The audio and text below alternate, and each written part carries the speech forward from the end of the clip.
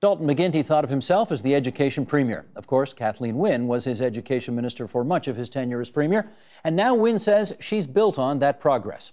What did the past almost 11 years of Liberal government mean for Ontario's education system? Let's find out. Joining us now, Liz Sandals. She's the current Minister of Education and the Liberal candidate in the riding of Guelph. Rob Leones, PC education critic and candidate in Cambridge. Catherine Fife, NDP candidate in the riding of Kitchener-Waterloo, and she joins us via Skype from the riding. And Matt Richter, Green Party candidate for Parry Sound Muskoka, and we're happy to have all of you with us here at TVO tonight. Catherine, you from the riding as well. We want to remind everybody that our producers are hosting a live chat right now, so share your thoughts on Ontario's education system on our website. That's theagenda.tvo.org, or via Twitter, use the hashtag AgendaTVO. A confession off the top here. Minister, to you first. Unlike most election campaigns I have covered, education has been virtually nowhere in this one. It's been jobs, economy, debt, deficit, corruption, yada, yada, yada, whatever. Almost nothing on education. Is that because your four parties don't have that much to disagree about on this file? Well, let me make two observations. The first would be that because, as you know, I've been hanging around education politics for 25 years, is if the public is relatively happy with how the education system is working, then education is not an issue in and of itself. If the public is unhappy with what's happening, as it often was during the Conservative era, then education is a top-of-mind issue. So it doesn't actually surprise me that the actual education policy isn't an issue, because people seem to be pretty satisfied with our education policy. Where it is an issue, and what I do hear about at the door, is concerns over the loss of jobs in the education sector if the Conservatives were to be elected. Okay, so in the job sense, yes, it is an issue. Okay. Rob, how about you? Do we infer from the lack of stuff in the air about education that there is relative contentment out there on education policy? Well, first of all, I think that part of education is part of the job story that we want to build. We do talk about how we can improve mathematics in our schools and the STEM subjects. We do talk about how we can improve on the skilled trades, and that requires education and training. So it's not that it's been absent from this debate. It might not have been a frontline issue like it has been in the past, but there are issues that we are certainly promoting as part of our jobs plan going forward, and we are talking about that on a daily basis. Catherine, what do you infer from the fact that education hasn't been one of the top-of-mind issues in the campaign?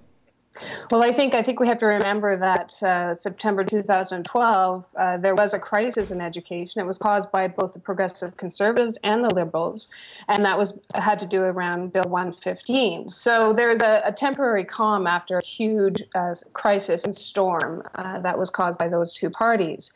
What I'm hearing at the door primarily is concerns around special needs students in education, which is a long-standing issue, as well as the concern around the rise tuition fees for post-secondary. So I think it depends on where you are in the province of Ontario, Steve. In Kitchener-Waterloo, post-secondary education is a huge issue, as is childcare. And we have to remember that childcare is included in the Ministry of Education now. Indeed. Matt, how do you read it? No, thank you. And I believe, as voters have been saying, this actually has been a very important issue, because as the Green Party recognizes, the most valuable asset for our province is a strong student population that's ready for the challenges of tomorrow and the jobs of the future. And we need education to step up on two fronts. One in particular is how we fund our especially the needs of our students from a programming and resource level. And we believe we have the #1 issue going forward to show that, and that's by merging the Catholic and public school boards to achieve savings of over $1 billion per year and redirecting that into their funding. More on that in a bit. We are going to play some clips from the Leaders' Debate, because education actually was one of the 6 questions that was asked during the Leaders' Debate. And the first clip we have tonight is from the leader of the NDP, Andrea Horwath. So let's roll that, and then we'll come back and chat. Roll tape, please. New Democrats have made a commitment of $100 million to stabilize our child care system because the Liberals have left us with literally dozens of potential closures in child care. But when it comes to education, I can tell you what I won't do. I won't disrespect the hardworking educational workers in this province. I won't start creating chaos in our schools and pretend that somehow I can dictate what should be a process of discussion when it comes to you guys. You're dealing with your collective agreements. That's what Ms. Wynne and her government did. That's what Mr. Hudak says he wants to do some more of. All it did was create chaos for children and families. Ms. Wynne's government started that because they wanted to gain a seat. That wasn't looking after the interests of our kids or our families or, frankly, educational workers. Mr. Hudak wants to fire 100,000 people. How many of those people are going to be the educational support workers that help, for example, your nephew who needs speech therapy every day? Okay, lots to unpack there from the leaders' debate exactly a week ago. Catherine Fife, how about this? Full-day kindergarten is going to be fully rolled out by the fall. $1.5 billion costing the taxpayers a year, costing the citizens. Let's use neutral language here. What do you think that's going to do to early childhood education in the province? Well, I think that's why we actually went to bat for childcare, Steve, in the 2012 budget and annualized funding in the 2013 budget. We recognized that as the Liberals rolled out full-day kindergarten, that it was having a negative impact, a ripple-out effect on the childcare community because they were losing their school-age children. This should have been something that the Liberals thought about in the first place. But we came to the table with some stabilization funding, and again, we've had to do that again in this platform to ensure that we don't see childcare closures across the province. That money is $100 million for ECE wages, to keep centres open and to stabilize the sector. Childcare is the great equalizer in this province. It supports women in the workplace, it's an economic issue, and it's also a strong social policy issue. We've recognized that through each budget. It's very clearly supported in this platform, and we have to be sure that as full-day kindergarten rolls out, we don't see more losses in the childcare sector. Let me get Liz Sandals on that. Have there been unintended consequences because of full-day kindergarten to the childcare sector? I think there have been anticipated consequences, but I think we also need to keep our eye on what has happened in the childcare sector. We actually have increased the funding by 90%. It's almost $1 billion now for licensed childcare. We've increased the number of licensed childcare spots by 90,000 spots, and we've increased the number of subsidies by 43,000. So those are the anticipated consequences. What about the unanticipated ones? Well, that's what we've done. What we anticipated is that there would be some effects as the 4- and 5-year-olds moved into full-day kindergarten, and that's exactly why we did provide capital funding to the child care centres to do some modifications that would allow them to better cater to 2- and 3-year-olds. So we actually have worked with our partners to help make that transition. But I think we also need to remember that as we have 4- and 5-year-olds in the schools effective this September, that for many parents, that does actually solve their childcare problems for those 4- and 5-year-olds. They're saving about $6,500 per year per child, and I make absolutely no apology for that. Rob Leone, the PC position on full-day kindergarten is what? Well, I think the program, certainly parents like the program, but we do have to wrestle with the costs, and that does mean that we have to make some adjustments and modifications to the system so that we can provide the program that people want. At the end of the day, what we're suggesting in the system is to bring down the class size to 20 students, and one teacher would operate that classroom, just like it happened prior to 2009. Those were the ratios that full-day kindergarten classes and full-day kindergarten programs that did exist at the time were operating under those programs, so we want to revert back to those ratios. But I do want to suggest that this has had a ripple effect in our child care system. And I know that Catherine and I have had discussions about this when she was the chair of the Waterloo District School Board, which actually wanted to take over some of those child care spaces from our third-party providers that really would have decimated the provision of childcare from third-party providers in our region. So this does have a challenge in our child care centres. They haven't really recouped from it, and those are some ongoing challenges that we're going to see going forward. But the first thing you did say is you think parents like the program as is. Well, I think the parents like the program, the fact that they're embracing an early literacy. I think that's a concept that people like. Certainly, we encourage that. It's something that we've long been a fan of, that we do have to encourage early literacy programs. But the problem is that no one can really trust the fact that the Liberals can roll out a massive new social program and do it right the first time. These things do have to modify, they do have to change over time. And we think that we have... Does any government get it right the first time? Well, that's why we have to modify. That's why we're looking at making those modifications and those adjustments to make sure that the program is delivered right spot on. And if you look at the studies that have been produced, even by the government, the reality is that some students are succeeding with full-day kindergarten and some aren't.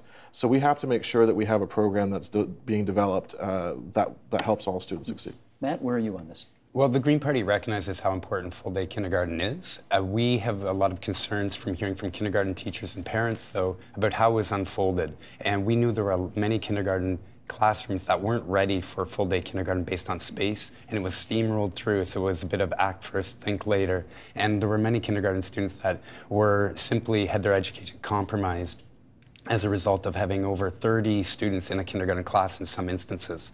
And at the same time, we think, obviously, this is a fair proposal to go forward, a fair policy, but to be fiscally responsible to the Liberals and to the other parties, we need to say how we truly are going to fund this going forward. Where is the money going to come from? Well, let me follow up with Liz Sandals on that, because Don Drummond, whom your government tasked to find a path to a balanced budget, said, put the brakes on this. You can't afford it yet and balance the books at the same time. You disregarded his advice. How come? Because we actually think that we can't afford not to do it. We think that working with our youngest students, that the evidence says that the sooner you work with kids, the better. We also, in the studies that are being done here in Ontario, the model which was recommended, which was an early childhood educator and a teacher, because they then bring the knowledge of child development and the academic pedagogy together, is that that's the model we need. And in fact, where we see the most effective FDK programs are where the ECE and the teacher are working as true partners, bringing both of their strengths for the full 2 years. But what I must say is it's very well to say that you're going to change the model, but you need to tell people the consequence of that. And changing the model means getting rid of all the ECEs. That's well over 10,000 jobs in Ontario. Right there is just getting rid of the ECEs that are in full-day kindergarten classrooms. And you Steve? Yes, Catherine, go ahead. Steve, I just think it's also important to remember that the Liberals backed off their original plan on full-day kindergarten. And Charles Pascal made a very strong report. It was called With Our Best Future in Mind. And it had a wraparound seamless day proposal for childcare, which would have supported the 0 to 3.8 in the community, and then also supported families and children at the school as the hub. The Liberals backed away from that because they didn't fully think out the implementation strategy, which is really unfortunate. However, there are school boards that are following through, Ottawa, Carleton, and Waterloo, and they've created childcare spaces in their communities at no cost to the taxpayer and making use of the current infrastructure in the community, which benefits everyone. Also, just with Rob Leone's comments around modifications, I think that we have to be very careful when Conservatives start talking about modifying education systems. We've seen in the past that they look at the bottom line and they don't care that these modifications or changes will affect children. The model for full-day kindergarten works because it's an early learning and care. It isn't childcare, it's an early learning and care education system. Those two systems go seamlessly. So I think that we have to be very careful when you're talking about, when you're listening to Conservatives talk about modifying education. I should actually let them, since you've made an allegation, respond to each of those. Do you want to address her point first, and then Rob, you second? Yes, in fact, we did agree that third-party providers can do the before and after school. So typically in my community, and I know in Waterloo region, typically that's an organization like the Y, which is experienced doing childcare, will come in and do the before and after care. And what we see across the province is that about a year or so after full-day kindergarten moves into a school, then a day daycare provider will follow, and does in fact often use the same space as the full-day kindergarten classroom, providing before and after daycare. Okay, let me, I wonder when you go door to door in Cambridge, whether you're hearing people asking you questions such as, are you guys really going to fire 10,000 teachers, or are you really going to get rid of all these early childhood education workers? And do they ask that? And if they do, what do you say? Well, first of all, I think anyone who's honest about our education system with declining enrollment is going to know that we're going to have fewer teachers going forward, whether that's 5 years from now, 10 years from now. I haven't heard anyone say that there's going to be even more teachers in the system. So there does need to be a little bit of honesty that comes across the table when it comes to that. But to the modifications, what we suggest is we have to follow the evidence and let the evidence guide us. The evidence right now suggests that we should be modifying because the program's not delivering the results that we expect. And if that's the case, I think that people have, it's a responsibility of policymakers to actually follow that advice. And what I'm not hearing from the other parties is exactly what they're going to do to change, to make sure that students are improving. Our concern, first and foremost, is student achievement. It's making sure that our kids are getting the education that they want, so and that parents are satisfied with the outcomes of of our education system. And there's evidence out there that suggests that they're not in certain areas, and that we have to actually propose policies to rectify those issues. But I am confused about one thing, and that is I have heard various Conservative candidates say, we're not firing teachers. And I have heard Tim Hudak, the leader, say, yes, I'm afraid we are going to have to reduce the number of teachers and early childhood education workers in order to balance the books in 2 years. Which is it? Well, there's going to be fewer teachers. That's the net result of what we're suggesting. You know, whether people call, I mean, the nomenclature here of saying we're going to fire teachers or reduce the size of our education workforce is certainly up for debate. Whether we hear numbers that are flying, they're different numbers every time you turn on the radio. And the reality is we've never ever stated a number. We do suggest that we need to have modifications to make sure that we can fund the priorities that we want. We actually want to invest. I agree with Matt. We do have to reallocate money to invest in the needs in our system. We do have to fund, we'd better fund special needs students, and that our plan actually does call for reinvesting some of the savings that we're going to make with modifications into helping special needs students. Okay. Our plan does call for helping the 300 schools that have over 50% of the students don't meet the provincial standards. That's exactly what our plan calls for, reinvesting, reallocating the money to fund those needs. Okay. So, I mean, everyone can talk about the reductions, but the net result is that we want to improve our system. Here's my problem. The producer's telling me to move on, and I got people who still want to talk about this. So, go ahead. There are real numbers because there were some very specific commitments. One is to get rid of all the early childhood educators. We know that there's over 10,000 of them. The next commitment was to follow the Drummond recommendations, which is another 9,700 education support workers. That's people like education assistants. And the final one was to go to the Drummond class size recommendations. If you have the same number of kids and you have bigger classes, that means less teachers. And if you do the math on the number of kids that are there in the system today with the bigger class sizes, that's 6,000 teachers gone. We agree that we have to hire back a few more kindergarten teachers if you're getting rid of the ECEs, but when you add up those specific commitments in your platform, it's a minimum of 22,700 people who will lose their jobs in the boards of education across Ontario. Matt, quick word. Thanks, Steve. And this is a great example of when the parties are trying to be either fiscally responsible or simply fair to the students. And they're either achieving one barely, whereas the Green Party has the ability to do both, to be fiscally responsible and fair. And in order to do that, it does not involve cutting 10,000 education workers, custodians, secretaries, EAs, and teachers. But it also says it's impossible to keep funding these false promises of this grand education plan if the money's not there. And that's why it's so imperative to say, where is the money coming from? Which brings us back to the original point. We must merge the schools of Catholic and public to achieve those savings. Well, should we talk about this while we're here right now? We may as well. I mean, we've got it down for later on, but here we are again. We know the Greens are the one party who have on offer merging the public and the Catholic school boards.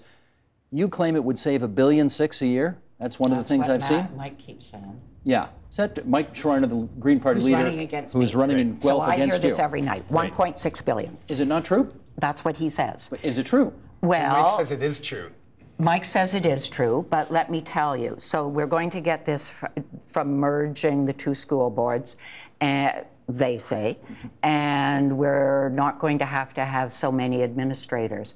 The money that I flow to all the English Catholic and all the French Catholic boards in the province of Ontario for school board administration and governance, so the people they say they're going to get rid of, $201 million. That leaves $1.4 billion unaccounted for. So that doesn't sound... go ahead. Which can be easily accounted for when you look at maintenance costs, operation costs, costs for maintaining buildings.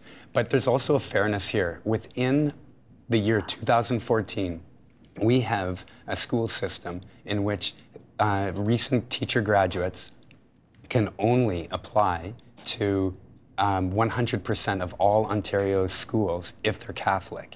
And in the year 2014, that's not fair. And that's why the Green Party and Mike Schreiner is standing up for those recent teachers as well, and similar to teachers who currently don't have full employment. So out of 72 school boards, I, not being Catholic, or anybody who is not Catholic right now, could only apply to 35 or 50% of our school boards in Ontario. Whereas if you're Catholic, you can apply to 100% of school boards in Ontario, and that's simply not fair. Catherine Fife, why is the New Democratic Party not on the same page as the Green Party on this one? Well, fundamentally, we don't believe that breaking down the entire public education system and trying to rebuild it back up is going to be in the best interest of students, Steve. And it's interesting to hear the panelists talk about numbers in education because, you know, we have not had a comprehensive review of the education funding model in years. The Liberals have done little bits and pieces along the way.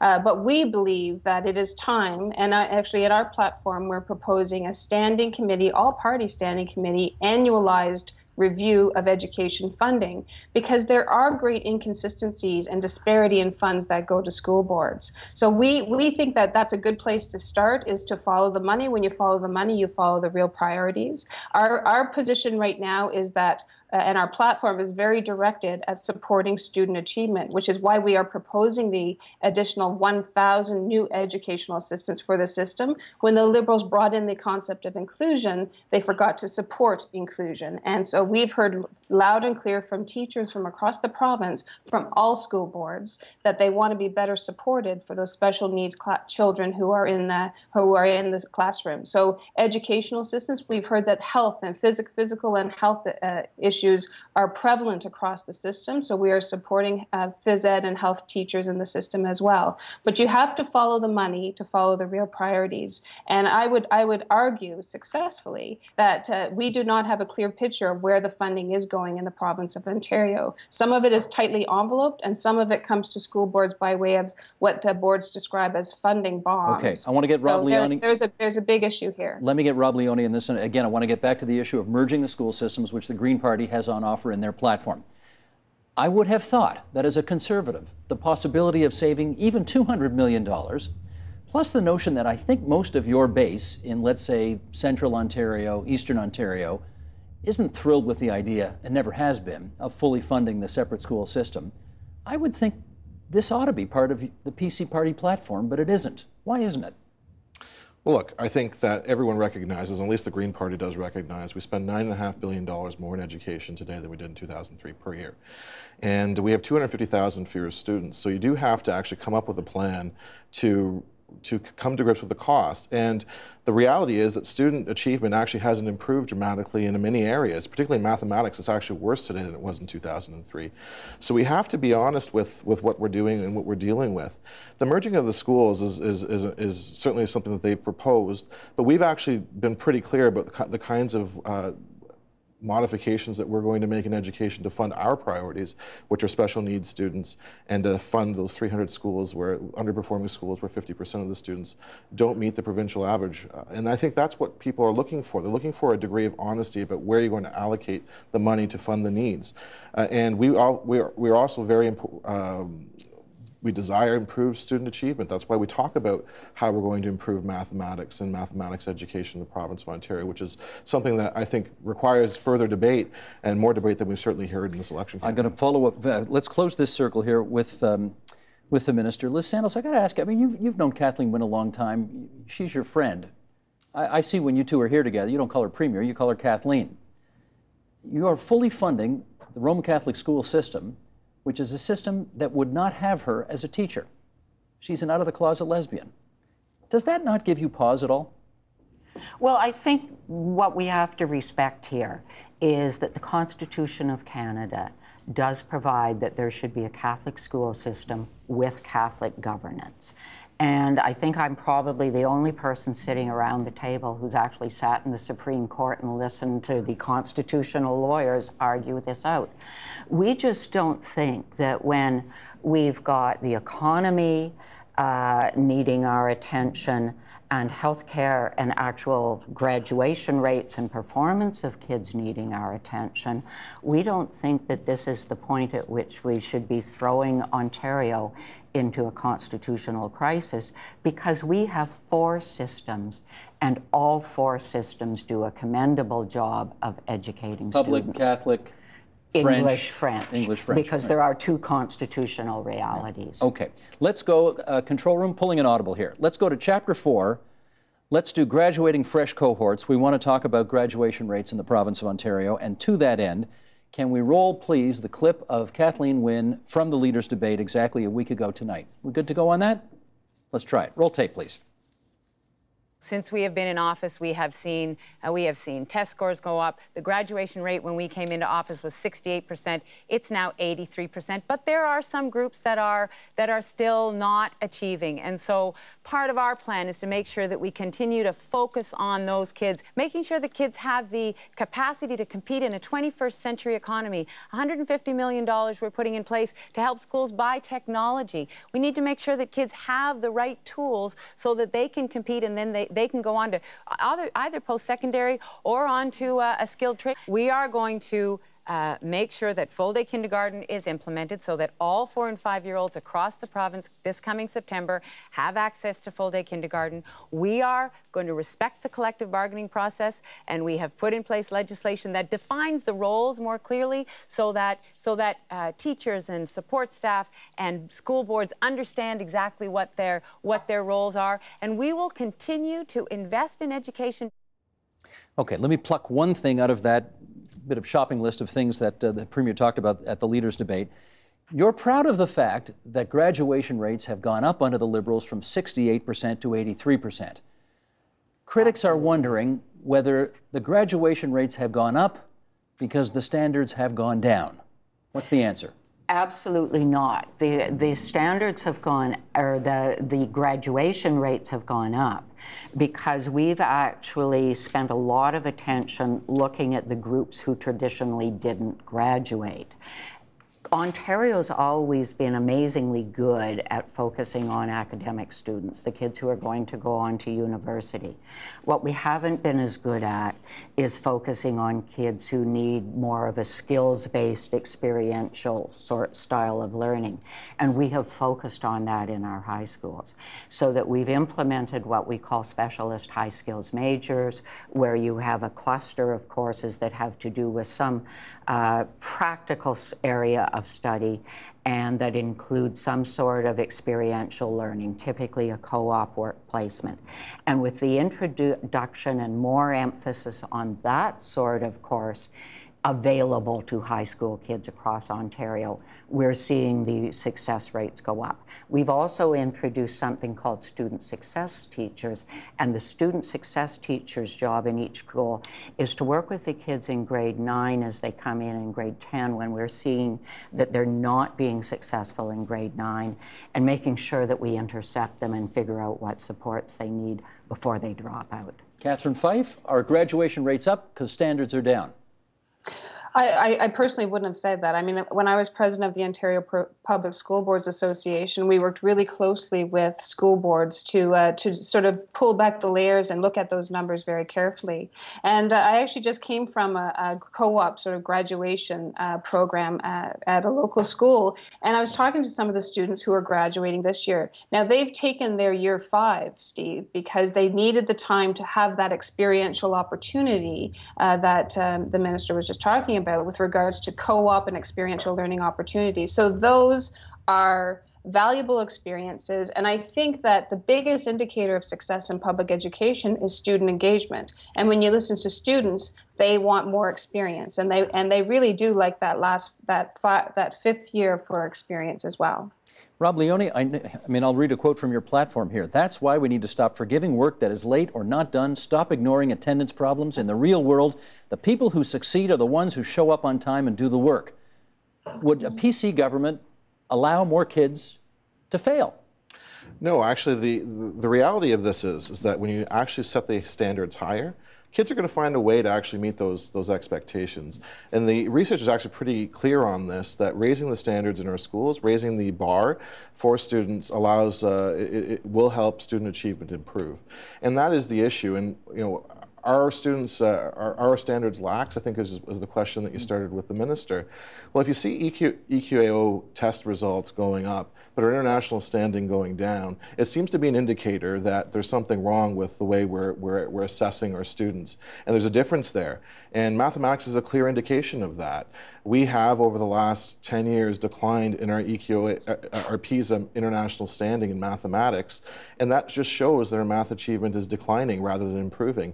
As a parent of 3 kids, that actually concerns me. I think we have to make sure that we're providing an education system where all students can succeed, and we have to set the bar high for students to meet that standard. Apropos of what you just said, control room, again, can I pull an audible here? Let's do the Tim Hudak clip, then Matt will get you on this, don't worry about it. Let's roll Tim Hudak from a week ago at the Leaders' Debate. Roll tape. Despite the fact that we're spending $8.5 billion more in education, and we have 225,000 fewer students, we're actually seeing our test scores decline in mathematics. When Kathleen Wynne was education minister, she brought something called Discovery Math into our schools. Discovery Math meant that you didn't have to memorize multiplication tables. And the problem is, when students graduated, employers soon discovered that people couldn't do basic math, so they didn't get the job. Meanwhile, right next door to us in Quebec, they rejected that fad. They made sure the students could do the multiplication tables. And any guesses on what province actually leads Canada in mathematics? I'll get rid of the Discovery Math. I'll make sure students have mathematics skills. I'll bring in specialty math teachers into our classroom. We'll bring in a new test in science at grade 8 as well, because so many students are going to depend on strong mathematics and science skills to get the jobs of tomorrow. Would the Greens get rid of Discovery Math as well? No, we would not. And that statement is simply insulting to teachers and the great work being done by mathematics teachers, or even teachers in the elementary system that might not be a math specialist, but are consistently working to improve how they deliver mathematics.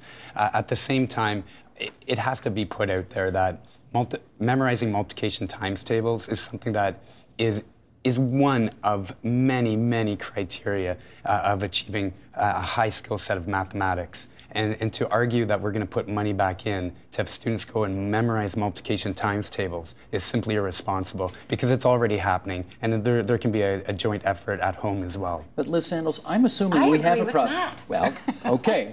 But I'll tell you more. But here, yeah, I'm assuming we have a math teaching problem in the province, because you set aside $4 million in your budget to teach math teachers how to teach math better.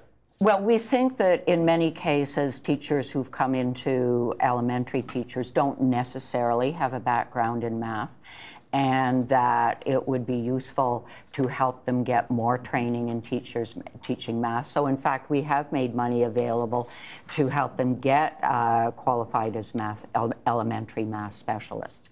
But I think it's really, really important to understand that we actually have a balanced program in mathematics. And actually, I thought John Tory said it really well one day. I was talking to him. He said, you know, Liz, I'm really, really good at arithmetic, but I can't do math. And we want our kids to be able to do both. And that means they need to understand the basic concepts. John Tory, he ran Rogers Cable and he can't do math? He does arithmetic.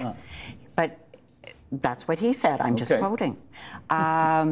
That means we need to have kids who understand the basic concepts.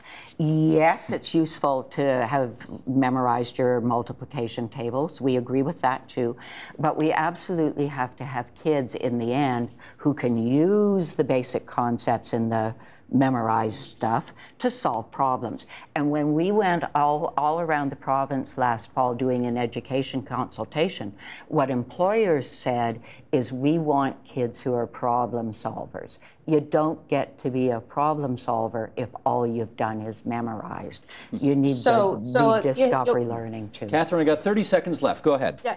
So the basic thing is that basic skills and critical thinking skills they're not against each other. They can happen together in the classroom, but you have to support the teacher and empower the teacher to ensure that math as a language is embraced by students. And that means providing some supports in the classroom. Student Achievement Directed Platform by the NDP puts that in place.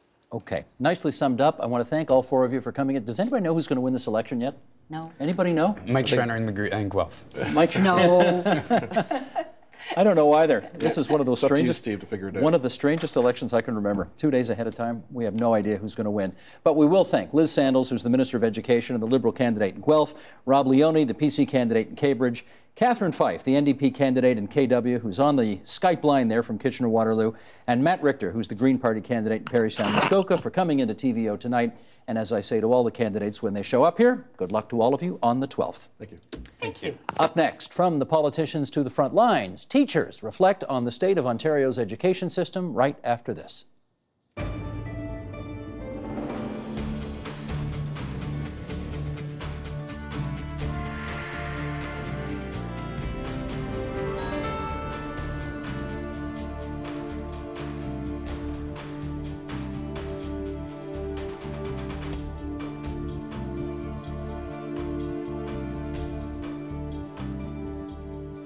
They know about the impact of politics on the classroom because they are there every weekday. Joining us now for more, Adrian Goodman. He's an elementary school teacher in the Toronto District School Board.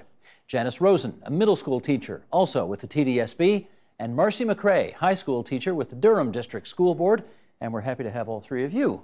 You two actually back at TVO, and you for the first time, Janice. Nice to have you here.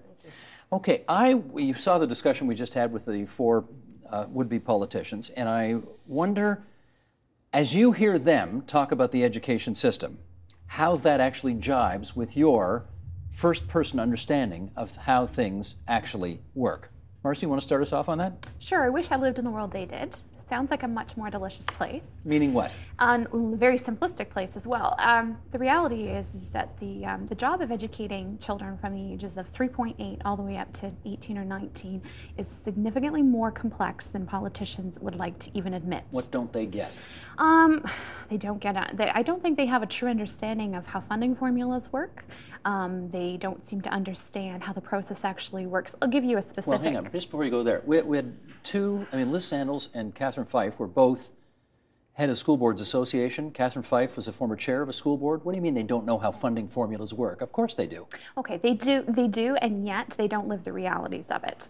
So for example, let's talk about something that Mr. Hudak is very fond of, and let's talk about trades in Ontario. Okay. It's a great idea that we should do more to support our trades, but if Mr. Hudak spent any time talking with a technology teacher, a construction teacher, or a co-op teacher at any secondary school, they would say the #1 difficult problem of trying to get a kid who's interested in doing OYAP, which is the Ontario Youth Apprenticeship Program, is not that the child doesn't want to do it, but it's very difficult to find employers who are willing to take those kids on. They've had some negative experiences in the past, or they're perhaps not financially able to take on an apprentice at the time, and so they say no. So it's not that teachers don't want children to do apprenticeships. It's not that the school board doesn't want it to happen.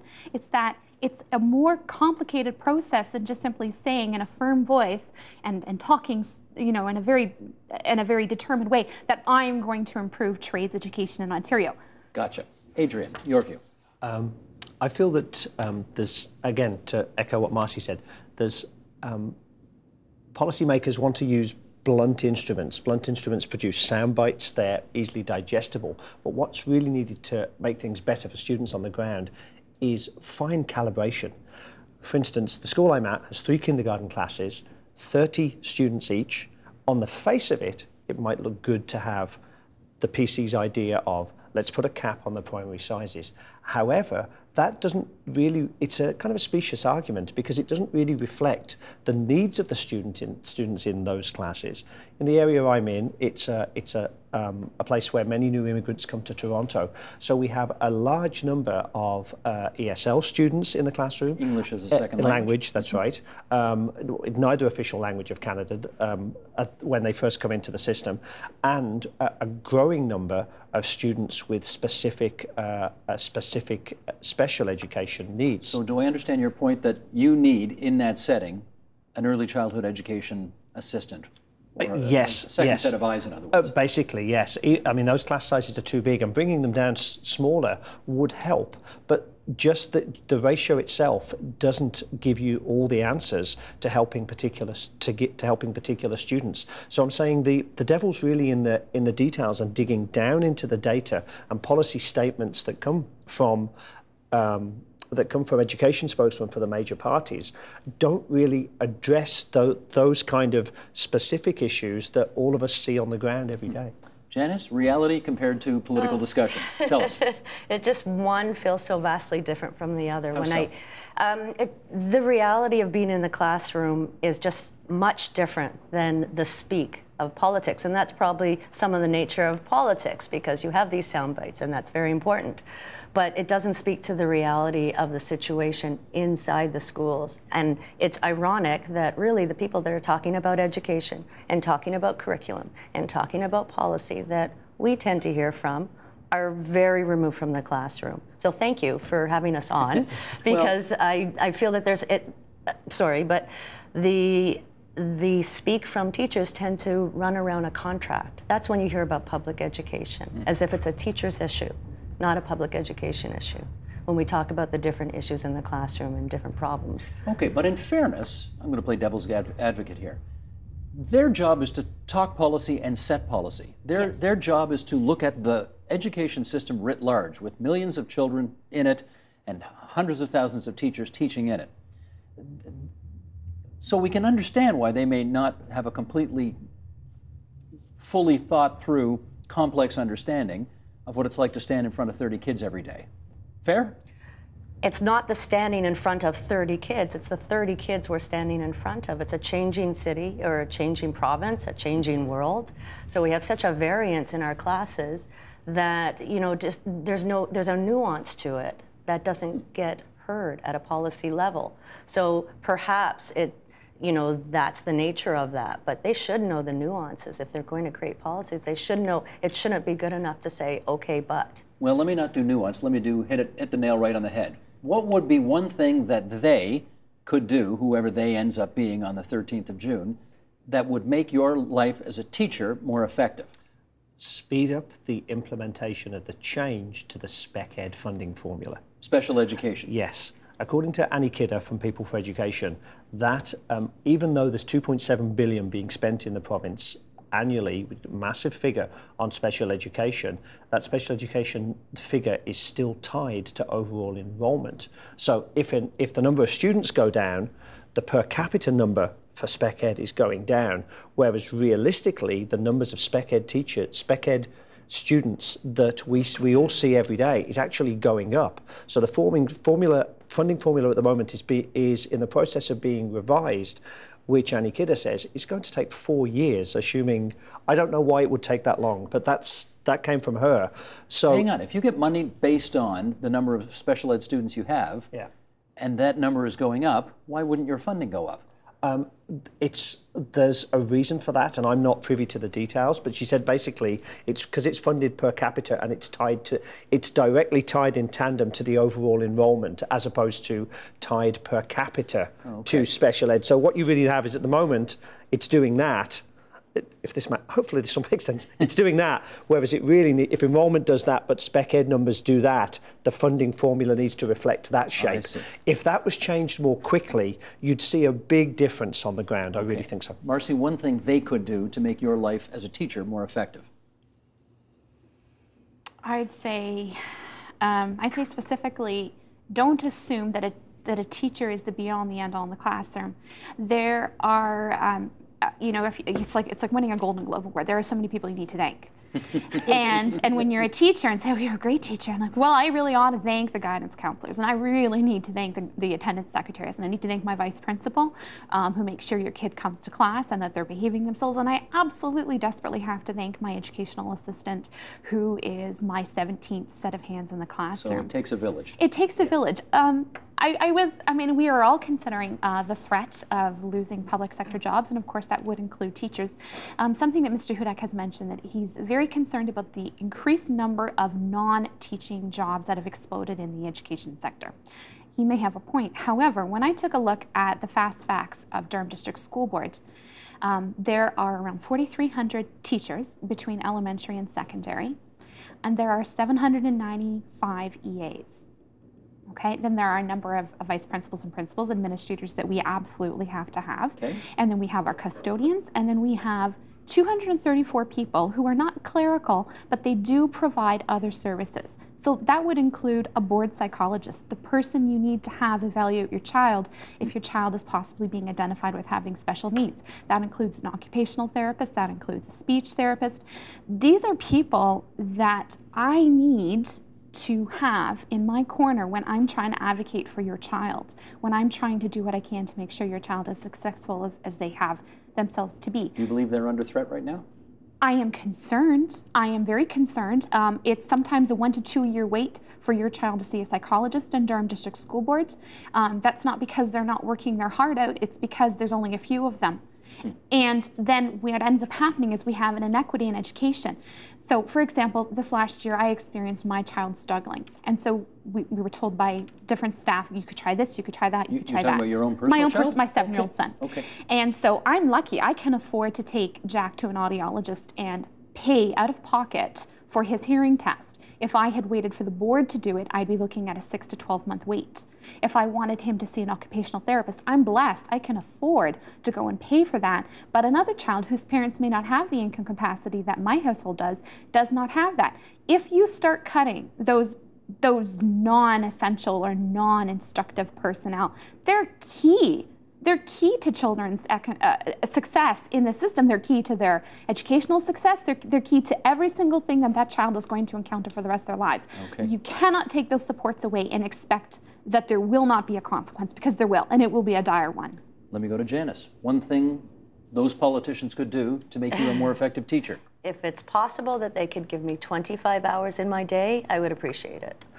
So that goes for all of us. Okay. Failing that, I think that there's something really difficult about if I red flag a student, for example, that I think is struggling. If you red flag a student? Right, like I'm saying, I'm a little concerned about this student. In our school, we call it taking it to team. I don't know if that's okay. Yeah. So we take it to team, and that student gets spoken about and tested, but it takes a long time. So in the meantime, that student's in my classroom, and I'm accommodating if I need to, and modifying the curriculum if I need to, unofficially, until that student gets assessed. I'd like to see more support in place, so assessments, like you were talking about, Marcy, happen quicker. It should not take 2 grades worth of a child falling behind for that to happen. It needs to happen at a far faster rate, and again, to indicate that these people who support us, they may not be in front of the classroom, but they help support us each and every day in the classroom. But explain to me how it is a politician's responsibility to make all of these things happen, as opposed to the decision of a principal or a trustee or a superintendent of a board or whatever. Well, my understanding is that those positions, they're not funded by the school. They're funded either, I mean, correct me if I'm wrong, but they're funded either at the board level or at the ministry level. It's not as if the school can turn around and say, okay, well, I have 6 students that need assessing, so I'm going to reach into this drawer of my funding, hypothetically, and pull out the money and pay for that. Okay. It's not set up to do that. So that's how the political decisions could make a difference to us. Yeah. James. And also part of the issue, too, is, I mean, we have less support staff than we did, I think, in late 90s. So there's a school psychologist, but is she divided or he amongst 6 or 7 schools? Yeah. I think there's something like, I think it's about 35% of elementary schools don't have a guidance, or 7-8, it was 7-8, elementary is even lower. So full-time guidance, there's no, it's very unusual that a school has full-time guidance. Okay, let me ask you about you're with Ontario Secondary School Teachers Federation? You're with Elementary Teachers Federation of Ontario? Okay, OSSTF and ETFO represented at this table, or members thereof. You do know you're taking ads out, right? Have you seen the ads your union is putting on television in this election campaign? No, I have not seen the ads, as I mentioned earlier. I haven't personally seen the ads, so I'm not going to comment on them. What I will say is that I'd say by and large OSSTF is aware that we're in financial constraints, and I would say that the things that we need to advocate for are, as I've mentioned before, we want to make sure that the lessons that we deliver are the best ones that we can deliver. We want to make sure that schools are thriving, even in difficult financial circumstances. I get that, but you know what well, you haven't seen them. I have. I can tell you what they say. Do tell me. They say don't vote Hudak. And that's basically they don't actually say vote Wynne, vote Schreiner, vote Horvath, but they do say don't vote Hudak. Are you asking me if I'm okay with that? Yeah. I'm okay with that. Do you think everybody in the union is? No, I don't.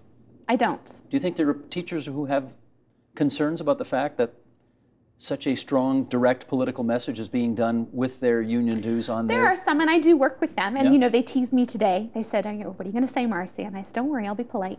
And I do have friends, and we do talk about, you know, in our staff room, we do talk about different political points of view, and I respect their point of view. However, I do strongly feel that Mr. Hudak has an agenda. It is a political agenda at that. I don't know. They all have political agendas. I know they all have political agenda. I know they all do. I recognize that.